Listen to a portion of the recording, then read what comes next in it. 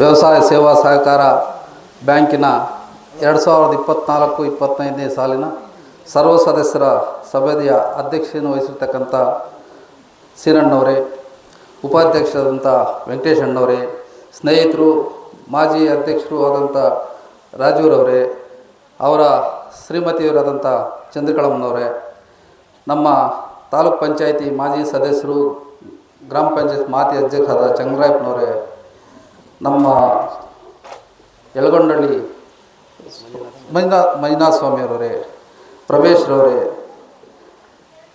ಮಲ್ಪನಹಳ್ಳಿ ವೆಂಕಟೇಶಪ್ಪನವರೇ, ಮತ್ತು ನಮ್ಮ ಪ್ರಸನ್ನವರೇ, ಈ ಸಂಘದ ಅಭಿವೃದ್ಧಿಯಲ್ಲಿ ಪಾಲ್ಗೊಂಡಿರ್ತಕ್ಕ ನಮ್ಮ ಸೋಮಣ್ಣವರೇ ಮತ್ತು ನಮ್ಮ ದೇವರ ಸಮುದ್ರ ಸೋಮಣ್ಣವರೇ, ಯಳಗೊಂಡಳ್ಳಿ ದೊಡ್ಡಮನಿಯಪ್ಪನವರೇ, ವನಶೆಟ್ಟಹಳ್ಳಿ ವೆಂಕಟೇಶಣ್ಣವರೇ, ನಮ್ಮ ತಿಪ್ಪಣ್ಣವರೇ, ಮೈಲಪ್ಪನವರೇ, ಸುಬ್ಬಕ್ಕನವರೇ, ಎಲ್ಲ ಒಳ್ಳೆ ನಾನು ಸುಮಾರು ಒಂದು ಗ್ರಾಮ ಸಭೆಗಳ ವಾರ್ಷಿಕ ಸಭೆಗಳಲ್ಲಿ ಭಾಗವಹಿಸಿದ್ದೀನಿ. ಭಾಳ ಭಕ್ತಿಯಲ್ಲಿ ತಣ್ಣೀರಾಗುವ ರೀತಿ ಸ್ವಾಗತವನ್ನು ಪ್ರಾರ್ಥನೆಯನ್ನು ನಡೆಸ್ಕೊಟ್ಟಂಥ ನಮ್ಮ ತಾಯಂದರೆ ಭಾಳ ಚೆನ್ನಾಗಿ ಪ್ರಾರ್ಥನೆ ನಡೆಸ್ಕೊಟ್ರು. ಎಲ್ಲಿನೂ ಇಷ್ಟು ಚೆನ್ನಾಗಿ ದೇವ್ರ ಪ್ರಾರ್ಥನೆ ನಡೆಸ್ಕೊಟ್ಟಿಲ್ಲ, ಅಷ್ಟು ಚೆನ್ನಾಗಿ ನಡೆಸ್ಕೊಟ್ರು ಅವರು. ಮತ್ತು ಎಲ್ಲದಕ್ಕಿಂತ ಮಿಗಿಲಾಗಿ ಈ ಒಂದು ಸಂಘದ ಆಧಾರ ಸ್ತಂಭಗಳಾಗಿರ್ತಕ್ಕಂಥ ಎಲ್ಲ ನಮ್ಮ ರೈತ ಬಾಂಧವರೇ, ಇಷ್ಟೊತ್ತು ನಮ್ಮ ರಾಜುವರು ಏನು ಸಂಘದ ಬೆಳವಣಿಗೆ ಬ್ಯಾಂಕ್ದು ಎಲ್ಲ ಹೇಳಿದ್ದಾರೆ. ಹೌದು, ಏನು ಬ್ಯಾಲಹಳ್ಳಿ ಗೋವಿಂದಗೌಡರಿದ್ದರು, ಅವಾಗ ರಾಜು ಅವರಿಗೆ ಭಾಳ ಆಪ್ತರಾಗಿದ್ದರು ಗೋವಿಂದಗೌಡರು. ನಾನು 10 ವರ್ಷಗಳಿಂದ DCC ಬ್ಯಾಂಕ್ ಅಂದರೆ 1999ರಿಂದ ನನ್ನ ಪ್ರಯತ್ನ DCC ಬ್ಯಾಂಕ್ ನಿರ್ದೇಶಕನ ಆಗಬೇಕು ಅಂತ. ಆಗದೇ ಇದ್ದರೂ ಸಹ ನಾನು 10 ವರ್ಷಗಳಿಂದ ನಿರ್ದೇಶಕನ ಅಲ್ಲದೇ ಇದ್ದರೂ ಸಹ ಸುಮಾರು ಒಂದು ಸಂಘಗಳಿಗೆ, ಸುಮಾರು ರೈತರಿಗೆ ನಾನು ಗೋವಿಂದಗೌಡರ ಮೂಲಕ ನಾನು ಆ ಸಂಘಗಳಿಗೆ ನೆರವು ಆಗೋದಕ್ಕೆ ನನ್ನ ಕೈಲಾದಷ್ಟು ಒಂದು ಇದನ್ನು ನಾನು ಎಫರ್ಟಲ್ಲಿ ಹಾಕಿದ್ದೀನಿ ಅಂತೇಳ್ಬಿಟ್ಟು ಹೇಳ್ಬೋದು. ಇವತ್ತು ಏನು ಈ ವಾರ್ಷಿಕ ಮಹಾಸಭೆಯ ಒಂದು ವಿಶೇಷತೆ ಏನು ಅಂತಂದರೆ, ನಮ್ಮಲ್ಲಿ ಇವತ್ತು ಸುಮಾರು ಎಷ್ಟು ಷೇರುದಾರ ಎಷ್ಟು ಜನ ಇದ್ದಾರೆ? 680 ಜನ ಷೇರುದಾರಿದ್ದಾರೆ. ಅವರೆಲ್ಲರೂ ಸಂಘದ ಆಡಳಿತ ನಡೆಸೋಕ್ಕಾಗೋದಿಲ್ಲ ಒಂದು ಕಾರಣಕ್ಕೆ 12 ಜನನ ನೀವೆಲ್ಲ ಸೇರಿ ಒಂದು 12 ಜನನ ಆಯ್ಕೆ ಮಾಡಿ ಕಳಿಸಿದ್ರಿ. ಆ 12 ಜನನೂ ದೈನಂದಿನ ಒಂದು ಚಟುವಟಿಕೆಯಲ್ಲಿ ಪಾಲ್ಗೊಳ್ಳೋಕ್ಕಾಗೋದಿಲ್ಲ ಅಂತ ಅಧ್ಯಕ್ಷರಾಗಿ ಒಬ್ಬರನ್ನ ಆಯ್ಕೆ ಮಾಡಿಕೊಟ್ಟಿದ್ದೀವಿ. ಇದು ಸಂಘದ ಒಂದು ವ್ಯವಸ್ಥೆಯಲ್ಲಿ ನಡ್ಕೊಂಬರ್ತಕ್ಕಂಥದ್ದು. ಆದರೆ ಆ 12 ಜನ ಮತ್ತು ಅಧ್ಯಕ್ಷರು ತಿಂಗಳಿಗೊಂದು ಸಾರಿ ಕೂತು ಈ ಸಂಘ ಯಾವ ರೀತಿ ನಡೀತಾ ಇದೆ, ಲಾಭದಲ್ಲಿದೆಯಾ ನಷ್ಟದಲ್ಲಿದೆಯಾ ಅಂತಕ್ಕಂಥ ಒಂದನ್ನು ಜಮಾ ಖರ್ಚನ್ನೆಲ್ಲ ಮಾಡಿ ಮುಂದೆ ಏನು ಮಾಡಬೇಕು ಅಂತ ಮಾಡ್ಕೊಂಡು ಹೋಗ್ತಾ ಇರ್ತಾರೆ. ಆದರೆ ನಿಮ್ಗೆ ಯಾರಿಗೂ ಗೊತ್ತಾಗೋದಿಲ್ಲ ಇದೇನು ನಡೀತಾ ಇದೆ ಅಂತಂದರೆ. ನಿಮ್ಮೆಲ್ಲರಿಗೂ ಅವಕಾಶ ಇರ್ತಕ್ಕಂಥದ್ದು ಈ ಒಂದು ಸಭೆಯಲ್ಲಿ, ಇವತ್ತೇನು ನೀವು ಸೇರಿದ್ದೀರಿ ವಾರ್ಷಿಕ ಮಹಾಸಭೆಯಲ್ಲಿ ನಮ್ಮ ಸಂಘ ಯಾವ ರೀತಿ ನಡೀತಾ ಇದೆ, ಏನಾಗ್ತಾ ಇದೆ, ಅದನ್ನು ಇನ್ನೂ ಒಳ್ಳೆ ರೀತಿಯಲ್ಲಿ ನಡಿಬೇಕಾದ್ರೆ ಏನು ನಾವು ಸಲಹೆ ಕೊಡಬೇಕು ಎಲ್ಲನ ತಿಳ್ಕೊಳ್ಳೋದಕ್ಕೆ ಅವಕಾಶ ಇರ್ತಕ್ಕಂಥ ಸಂದರ್ಭ ಏನಾದರೂ ಇದೆ. ಇದು ಇವತ್ತು 630 ಜನ ಷೇರುದಾರಿದ್ರು, ನೋಡಿ ಎಷ್ಟು ಮಾತ್ರ ಬಂದಿದೆ. ಇದು ಸಂಘ ನಿಮ್ಮದು, ಇದಕ್ಕೆ ಎಷ್ಟು ಇದಿದೆ ಅಂತಕ್ಕಂಥದ್ದು ನೀವು ಯಾರು ಅರ್ಥಕೊಂಡಿಲ್ಲ. ಇವತ್ತು ನಾವು ಯಾರಾದರೂ 5 ರೂಪಾಯಿ ಬಡ್ಡಿ, ಎಷ್ಟು 5 ರೂಪಾಯಿ ಬಡ್ಡಿ ಕೇಳಿದ್ರೆ ಬೆಳಿಗ್ಗೆನೂ ಹೋಗಿ ಅವ್ರ ಮನೆ ಹತ್ರ ಕಾತ್ಕೊಂಡಿರ್ತೀವಿ.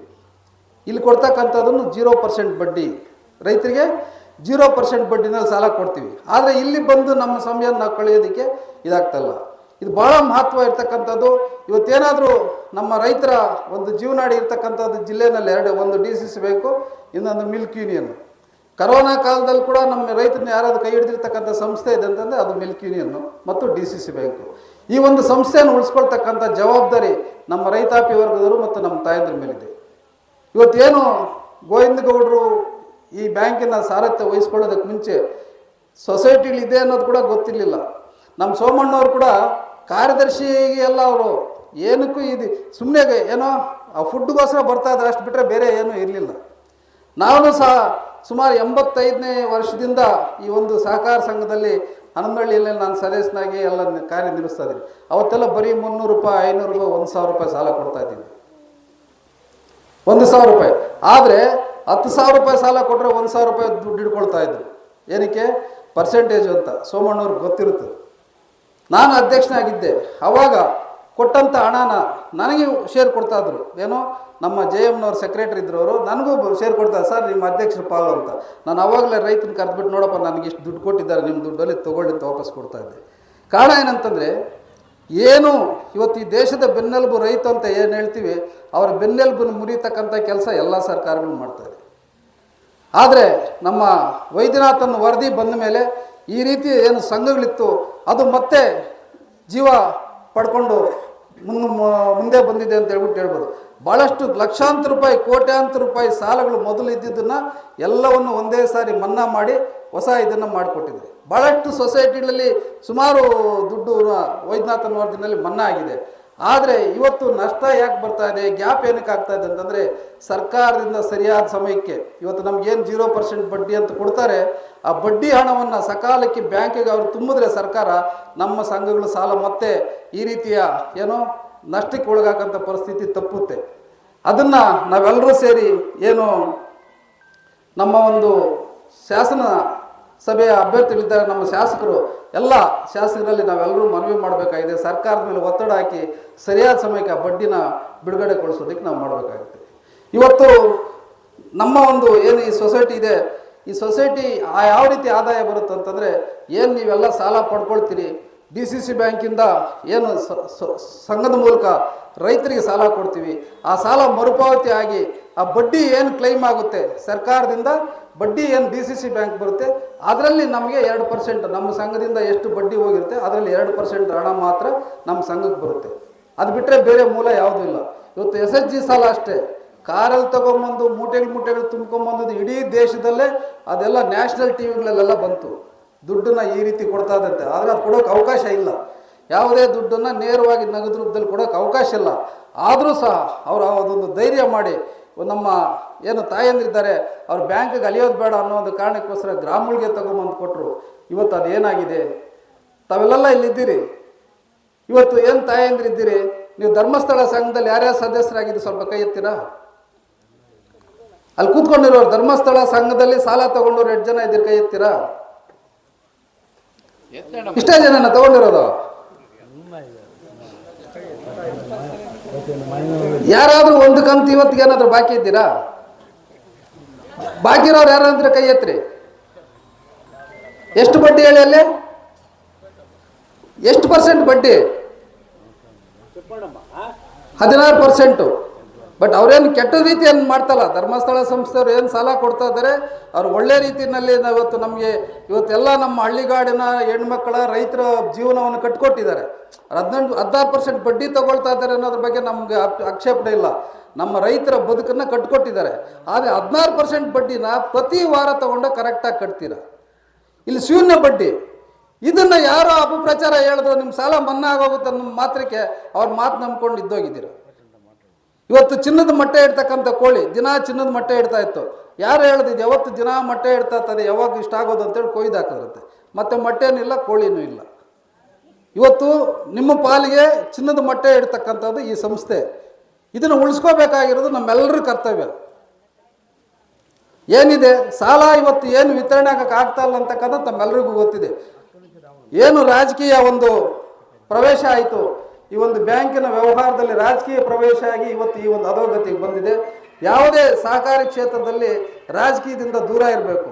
ಇವತ್ತು ನಾನು ಸಹ ಒಂದು JDS ಪಕ್ಷದ ಪರವಾಗಿ ನಾನು ನಿರ್ದೇಶನಾಗಿ ಆಯ್ಕೆ ಆಗಿರ್ಬೋದು. ನಮ್ಮ ಶಾಸಕರಾದಂಥ ಸಮೃದ್ಧಿ ಮಂಜುನಾಥ್ ಎಲ್ಲರ ಸಹಕಾರದಿಂದ ಆಗಿರ್ಬೋದು. ಆದರೆ ಆಯ್ಕೆ ಆಗಿ ಬಂದ ಮೇಲೆ ನಾನು ಈ ಸಹಕಾರ ಸಂಸ್ಥೆಯ ಒಂದು ಭಾಗ. ನಾನು ಒಬ್ಬ ರೈತ, ಎಲ್ಲದಕ್ಕೆ ಮುಂಚಿತವಾಗಿ ನಾನು ಒಬ್ಬ ರೈತ.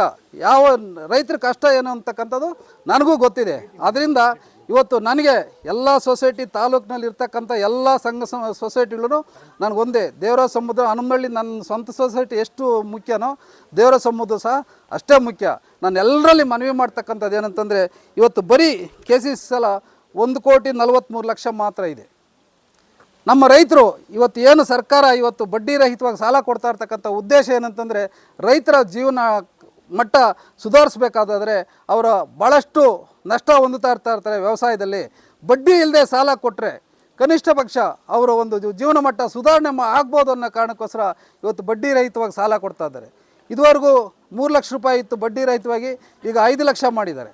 ಇದನ್ನು ತಾವೆಲ್ಲರೂ ಸದುಪಯೋಗ ಪಡಿಸ್ಕೊಂಡು ನೀವು 5 ಲಕ್ಷ ತೊಗೊಂಡ್ರಿ ಅಂದ್ಕೊಡ್ರಿ, ಅದರಲ್ಲಿ 1-2 ಲಕ್ಷ ಬೇರೆ ಉಪಕಸಬಿಗೆ ಬಳಸಿ. ಕುರಿ ಆಗ್ಬೋದು, ಹಸು ಆಗ್ಬೋದು, ಕೋಳಿ ಆಗ್ಬೋದು, ಮೇಕೆ ಆಗ್ಬೋದು. ಈ ರೀತಿ ಇದಕ್ಕೆ ಬಳಸ್ಕೊಂಡ್ರೆ ಇನ್ನು 3 ಲಕ್ಷ ಬೇಕಾದ್ರೆ ನಿಮ್ಮ ವ್ಯವಸಾಯಕ್ಕೆ ಬಳಸ್ಕೊಳ್ಳಿ. ಇದರಲ್ಲಿ ಏನಾದರೂ ನಷ್ಟ ಆದ ಸಂದರ್ಭದಲ್ಲಿ ಆ ಒಂದು ಕಸುಬು ನಮ್ಮನ್ನ ಕೈ ಹಿಡಿಯುತ್ತೆ. ಅದ್ರ ಜೊತೆಗೆ ತಾವೇನು ಮಹಿಳೆಯರು ತಾಯಂದಿರಿದ್ದೀರಿ, ಈ ಸುಸ್ತಿ ಸಾಲ ಏನಿದೆ ಇದನ್ನೆಲ್ಲ ತಾವೆಲ್ಲ ದಯವಿಟ್ಟು ಮರುಪಾವತಿ ಮಾಡಿ. ನಮ್ಮ ಒಂದು ಆಡಳಿತ ಮಂಡಳಿ ಚುನಾವಣೆ ಇದು ನಡೆದು ಇವತ್ತಿಗೆ ಏನೋ 28ನೇ ತಾರೀಕು 4 ತಿಂಗಳಾಗುತ್ತೆ.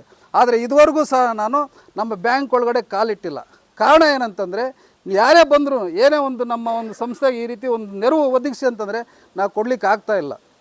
ನೀವು ನಂಬ್ತಿರೋ ಬಿಡ್ತಿರೋ, ಇವತ್ತು ನಿಮ್ಮ ಸೋಮಣ್ಣವರಿದ್ದಾರೆ, ನಿಮ್ಮ ಸೀನಣ್ಣು ರಾಜವರು, ಇಲ್ಲಿರ್ತಕ್ಕಂಥ ನಿರ್ದೇಶಕರು ಎಲ್ಲರೂ ಪ್ರತಿ ಬ್ರಾಂಚಲ್ಲಿ ಒಂದು ದಿವಸಕ್ಕೆ 50 ಲಕ್ಷ ರೂಪಾಯಿ ವಹಿವಾಟು ನಡೀತಾ ಇತ್ತು. ಒಂದು ದಿವಸಕ್ಕೆ 50 ಲಕ್ಷ ರೂಪಾಯಿ ವಹಿವಾಟು ನಡೀತಾ ಇತ್ತು. ಆದರೆ ಇವತ್ತು 50,000 ತೊಗೊಂಡೋದ್ರೆ ಚೆಕ್ ಡ್ರಾ ಆಗೋದಿಲ್ಲ. ಆ ಪರಿಸ್ಥಿತಿಗೆ ಬಂದಿದೆ. ಕಾರಣ ಏನಂತಂದರೆ ಎಲ್ಲ ತಪ್ಪು ಮಾಹಿತಿಗಳು ಕೇಳಿ ನಾವು ಏನು ಹಣ ಇವತ್ತು ಸಂಘಗಳು ಯಾವಾಗ ಸಾಲ ಕೊಡಲಿಲ್ಲ, ಸಾಲ ಕೊಡೋದು ಯಾವಾಗ ನಿಂತು ಮರುಪಾವತಿ ಆಗೋದು ಕಡಿಮೆ ಆಗಿದೆ. ಅದರಿಂದ ನಮ್ಮ ಒಂದು ಕೋರ್ಟಲ್ಲಿ ಇನ್ನೇನು ಹತ್ತಿರದಲ್ಲೇ ಅದು ಇತ್ಯರ್ಥ ಆಗುತ್ತೆ. ಆಡಳಿತ ಮಂಡಳಿ ಅಧಿಕಾರ ತೊಗೊಂಡ ತಕ್ಷಣವೇ ಪ್ರತಿ ಸಂಘಕ್ಕೂ ಸಹ ನಾನು ಬರ್ತೀನಿ. ಪ್ರತಿ ವಿಲೇಜ್ಗೆ ಯಾವ ವಿಲೇಜ್ಗೆ ಬೇಕಾದರೂ ನೀವು ನಾನು ಬರೋದಕ್ಕೆ ಸಿದ್ಧವಾಗಿದ್ದೇನೆ ವಸೂಲಾತಿಗೆ. ಅವ್ರನ್ನೆಲ್ಲ ನೀವು ಅವ್ರಿಗೆಲ್ಲ ಮನವರಿಕೆ ಮಾಡಿ ಇಲ್ಲಿರ್ತಕ್ಕಂಥ ನಮ್ಮ ಯಾರಿದ್ದೀರಿ ರೈತ ಮಿತ್ರರೇನಿದೆ ನಿಮ್ಮ ಒಂದು ಗ್ರಾಮಗಳಲ್ಲಿರ್ತಕ್ಕಂಥ ಮಹಿಳಾ ಸಂಘಗಳಿಗೆ ಮನವರಿಕೆ ಮಾಡಿ ಇದು ನಮ್ಮ ಸಂಸ್ಥೆ, ಇದನ್ನು ಉಳಿಸ್ಕೋಬೇಕಾಗಿದೆ. ಇವತ್ತು ನೀವು ಯೋಚನೆ ಮಾಡಿ 5% 5 ಲಕ್ಷ ಬಡ್ಡಿ ರಹಿತವಾಗಿ ಸಾಲ ಸಿಗುತ್ತಂತಂದರೆ ಬೇರೆ ರೈತರ ಹತ್ರ ಎಲ್ಲಾದರೂ ಬೇರೆಯವ್ರ ಹತ್ರ 5% ಬಡ್ಡಿಗೆ ತೊಗೊಂಡ್ರೆ ತಿಂಗಳಿಗೆ ಎಷ್ಟು ಬಡ್ಡಿ ಆಯಿತು? 5 ಲಕ್ಷಕ್ಕೆ. ಆ ಬಡ್ಡಿ ಕಟ್ತಾ ಇದ್ರಲ್ಲ ಅಸಲು ಬಡ್ಡಿ ಎರಡೂ ತಿರುತ್ತೆ. ಅದರಿಂದ ಇಂಥ ಒಂದು ಸಂಸ್ಥೆಯನ್ನು ನಾವು ಕಳ್ಕೊಂಡ್ರೆ ಮತ್ತೆ ನಾವು ಪಡ್ಕೊಳ್ಳೋಕ್ಕಾಗೋದಿಲ್ಲ. ಇಲ್ಲಿ ನಮಗೆ ಗೊತ್ತಿಲ್ಲ, ನೀವು ನೋಡ್ತಾ ಇರ್ತೀರಿ ಈಗೆಲ್ಲ ಬೆಳಗಾಮಲ್ಲಿ ಏನು ಚುನಾವಣೆ ನಡೀತಾ ಇದೆ. ಇವತ್ತು ದೇವರಾಜ ಸಮುದ್ರ ಸೊಸೈಟಿ, ಒಂದು ಸೊಸೈಟಿನಲ್ಲಿ ಡೆಲಿಗೇಟ್ ಬರೆಯೋದಕ್ಕೆ ಇಲ್ಲೇನಾದರೂ ಒಂದು ಚುನಾವಣೆಗೆ ಡೆಲಿಗೇಟ್ ಬರಬೇಕಾದ್ರೆ ನಾವು ಇಲ್ಲಿ ಎಷ್ಟು ಜನ ಸೇರಿದ್ವಿ ಅಲ್ಲಿ ನೋಡಿ 2,000 ಜನ ಸೇರ್ತಾರೆ. ಎಷ್ಟು? ಒಂದು ದೇವರಾಜ ಸಮುದ್ರ ಹತ್ರ ಈ ಥರ ಒಂದು ಸಣ್ಣ ಚಿಕ್ಕ ಒಂದು ಸೊಸೈಟಿ ಹತ್ರ 2,000 ಜನ ಸೇರ್ತಾ ಇದ್ದಾರೆ. ಅಂದರೆ ಎಷ್ಟು ಪ್ರಬಲವಾಗಿದೆ ಅಲ್ಲಿ ಅಂತೇಳ್ಬಿಟ್ಟು. ಸಹಕಾರ ಕ್ಷೇತ್ರ ಎಷ್ಟು ಪ್ರಬಲವಾಗಿದೆ. ಸಹಕಾರಿ ಬ್ಯಾಂಕ್ಗಳಿಂದನೇ ಸಾರಿಗೆ ನಡೆಸ್ತಾ ಇದ್ದಾರೆ, ಬಸ್ಗಳೆಲ್ಲ ನಡೆಸ್ತಾ ಇದ್ದಾರೆ. ಸಹಕಾರಿ ಬ್ಯಾಂಕ್ಗಳಿಂದನೇ ಬಸ್ಸಸ್ ಎಲ್ಲ ನಡೆಸ್ತಾ ಇದ್ದಾರೆ. ಅಂದರೆ ಅಷ್ಟು ಅಭಿವೃದ್ಧಿ ಆಗಿದ್ದಾರೆ. ಇವತ್ತು ನಾವು ಅಲ್ಲಿಗೆ ಹೋಗ್ಬೇಕಂತಂದರೆ ಈ ಒಂದು ಸಂಸ್ಥೆಯನ್ನು ನಾವೆಲ್ಲರೂ ಉಳಿಸ್ಕೋಬೇಕಾಗಿದೆ. ನನಗೆ ಯಾವುದೇ ನನ್ನ ಕಡೆಯಿಂದ ಏನಿದೆ ಆ ಸಹಕಾರ ಕೊಡೋದಕ್ಕೆ ನಾನು ಸದಾ ಸಿದ್ಧವಾಗಿದ್ದೀನಿ. ನಿಮ್ಮ ಒಂದು ಅಭಿವೃದ್ಧಿಗೋಸ್ಕರ, ನಮ್ಮ ರೈತರ ಅಭಿವೃದ್ಧಿಗೋಸ್ಕರ ನಾವು ಇನ್ನೂ ಏನೇನಿದೆ KCC ಸಾಲ ಒಂದ್ರ ಮೇಲೆ ಅಲ್ಲ, ನಾವು ಇವತ್ತು ಭಾಳಷ್ಟು ಇದೆ. ಕುರಿ ಸಾಲ ಇದೆ, ಕೋಳಿ ಸಾಲ ಇದೆ, ಹಸು ಸಾಲ ಇದೆ. ಇದನ್ನೆಲ್ಲ ತಗೊಂಡು ಸದುಪಯೋಗ ಪಡಿಸ್ಕೊಳ್ಳಿ. ಮೊದಲು 40 ಲಕ್ಷ ಕೊಡ್ತಾಯಿದ್ರು, ನಮಗೆ 40 ಲಕ್ಷ ರೂಪಾಯಿ ಸಾಲ ಕೊಡ್ತಾಯಿದ್ರು. ಈಗ ಅದನ್ನು ಕಡಿತಗೊಳಿಸಿದ್ದಾರೆ. ಕಾರಣ ಏನಂತಂದರೆ ಸರಿಯಾದ ಸಮಯಕ್ಕೆ ನಾವು ಪಾವತಿ ಮಾಡದೇ ಇರತಕ್ಕಂಥ ಕಾರಣದಿಂದ ಅದನ್ನು NPA ಆಗಿ ಕೇಸುಗಳು ಹಾಕ್ಕೊಂಡು ರೈತರ ಮೇಲೆ ಇದು ಮಾಡೋದು ಬೇಡ ಅನ್ನೋ ಕಾರಣಕ್ಕೋಸ್ಕರ ಅದನ್ನು 10 ಲಕ್ಷ ಮಾಡಿದ್ದಾರೆ. ಅದೇ 40 ಲಕ್ಷ ರೂಪಾಯಿ ನೀವು ಬೇರೆ ಕಮರ್ಷಿಯಲ್ ಇಲ್ಲೇ ನಮ್ಮಿರ್ತಕ್ಕಂಥ ನಮ್ಮ ದೇವರಾಜ ಸಮುದ್ರ ಬ್ಯಾಂಕಲ್ಲೇ ತೊಗೋಬೇಕಾದ್ರೆ ನೀವು ಜಮೀನು ಜೊತೆಗೆ ಮುಳಬಾಗಿಲು ಪಟ್ಟಣದ ಯಾವುದಾದ್ರೂ ಸೈಟ್ ಆಗಲಿ ಮನೆ ಆಗಲಿ ಅಡ ಇಡಬೇಕಾಗಿತ್ತು. ಅದ್ರ ಜೊತೆಗೆ ಇಲ್ಲ ಅಫಿಷಿಯಲ್ ಸೇಲ್ಗೆ ತಗೊಳ್ಳೋದಿಲ್ಲ. ಕೊಲಾಟ್ರಲ್ ಸೆಕ್ಯೂರಿಟಿ ಮೇಲೆ ಕೊಡೋದು, ಅಫಿಷಿಯಲ್ ಶೂರಿಟಿ ಮೇಲೆ ಕೊಡೋದಿಲ್ಲ. ಆದರೆ ನಮ್ಮ ಸೊಸೈಟಿನ ಆ ಥರ ಅಲ್ಲ. ಆ 40 ಲಕ್ಷ ಸಾರಿಗೆ ಬರೀ ನಿಮ್ಮ ಜಮೀನು ಮೇಲೇ ಸಾಲ ಕೊಡ್ತಾಯಿದ್ರು. ಆದರೆ ಅಂಥದ್ದನ್ನು ನಾವೇ ಕಳ್ಕೊಂಡಿದ್ವಿ. ಸರಿಯಾದ ಸಮಯಕ್ಕೆ 40 ಲಕ್ಷ ತೊಗೊಂಡಿದ್ದಕ್ಕಂಥವ್ರು ಸರಿಯಾದ ಸಮಯಕ್ಕೆ ಕಟ್ಟದೇ ಇದ್ದಿದ್ದ ಕಾರಣ ಆಡಳಿತ ಮಂಡಳಿಯವರು ಅದನ್ನು 40 ಲಕ್ಷದಿಂದ 10 ಲಕ್ಷಕ್ಕೆ ತೊಗೊಂಬಂದಿದ್ದಾರೆ. ನೀವು 10 ಲಕ್ಷ ಏನೇನು ಕೊಡ್ತಾ ಇದ್ದಾರೆ ಅವರಾದರೂ ಸರಿಯಾದ ಸಮಯಕ್ಕೆ ಕಟ್ತಾ ಇದ್ದರೆ ಮುಂದೆ ನಾನು ಸಹ ಒಂದು ಆಡಳಿತ ಮಂಡಳಿಯಲ್ಲಿ ನಾವು ಚರ್ಚೆ ಮಾಡಿ ಹೆಚ್ಚಿನ ರೀತಿಯಲ್ಲಿ ನಾವು ಕಟ್ಟೋದಕ್ಕೆ ಪ್ರಯತ್ನ ಮಾಡ್ತೀವಿ. ಅದ್ರ ಜೊತೆಗೆ ನನ್ನ ಜೊತೆಗೆ ನಮ್ಮ ತಾಲೂಕಿನವರೇ ಆಗಿರ್ತಕ್ಕಂಥ ಶಾಸಕರು, ಇವು ಕೋಲಾರ ಶಾಸಕರು ಏನಾದ್ರು ಅವರು ಇರ್ತಾರೆ. ಎಲ್ಲ ಒಟ್ಟಿಗೆ ಸೇರಿ ನಮ್ಮ ಒಂದು ಅಭಿವೃದ್ಧಿಗೆ ನಾವು ಹೋರಾಟ ಮಾಡ್ತೀವಿ ಅಂತ ಹೇಳ್ಬಿಟ್ಟು ಹೇಳ್ತಾ ಈ ಸಂದರ್ಭದಲ್ಲಿ ಕರೆಸಿ ನನ್ನ ಮಾತಾಡಲು ಅವಕಾಶ ಕೊಟ್ಟಂಥ ತಮ್ಮೆಲ್ಲರಿಗೂ ವಂದಿಸಿಬಿಟ್ಟು, ನನಗೆ ಇನ್ನೂ ಹೆಚ್ಚಿನ ಒಂದು ಜನರಲ್ ಬಾಡಿಗಳು ಇವತ್ತು ವಾರ್ಷಿಕ ಮಹಾಸಭೆಗಳು ಇರೋದ್ರಿಂದ ನಾನು ನಲ್ಲೂರದೇ ಇದೆ ಅದನ್ನು ಇಟ್ಟು ನಾನು ಇಲ್ಲಿ ಬಂದಿದ್ದೀನಿ. ತಮ್ಮೆಲ್ಲರ ಒಂದು ವಿಶ್ವಾಸಕ್ಕೆ ನಾನು ಧನ್ಯವಾದಗಳನ್ನು ತಿಳಿಸ್ತಾ ನಾನು ಮಾತು ಮುಗಿಸ್ತಾನೆ. ಜೈ ಹಿಂದ್, ಜೈ ಕರ್ನಾಟಕ.